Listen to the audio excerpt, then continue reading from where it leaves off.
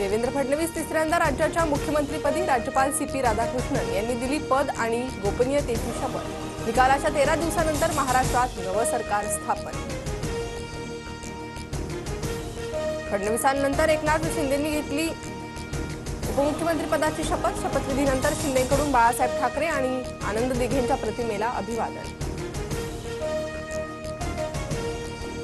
अजित पवारांचा अनोखा विक्रम, 6व्यांदा राज्याच्या उपमुख्यमंत्रीपदी दादांकडे अर्थ, जलसंपदा आणि ऊर्जा मंत्री म्हणून काम करण्याचा दांडगा अनुभव।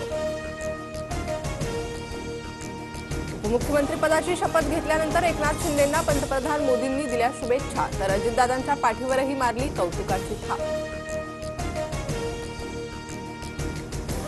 पहिल्या मंत्रिमंडळ बैठकीत पुण्यातील रुग्णाला 5 लाखांची मदत, निधीतून चंद्रकांत कुऱ्हाडेंना अर्थसहाय्य। फडणवीसांकडून मुख्यमंत्री सहाय्यता निधीच्या फाईलवर पहिली सही। निकषात असलेल्या लाडक्या बहिणींना योजनेचा लाभ मिळणार, 2100 रुपये देणार, वचननाम्यात दिलेली आश्वासनं पूर्ण करणार। पदभार स्वीकारताच मुख्यमंत्री देवेंद्र फडणवीसांची घोषणा।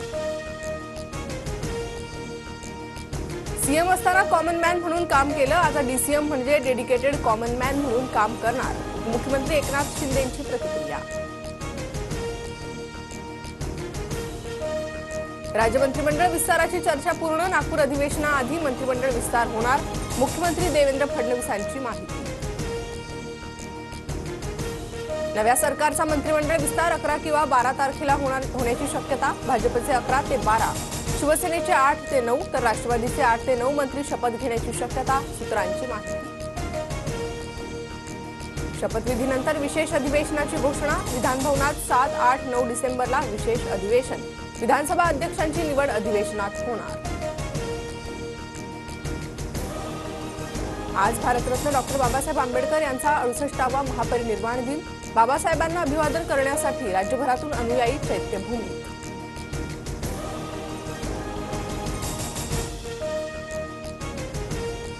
जपानपासून भारत आणि ऑस्ट्रेलियामध्ये बॉर्डर गावस्कर ट्रॉफीचा दुसरा सामना।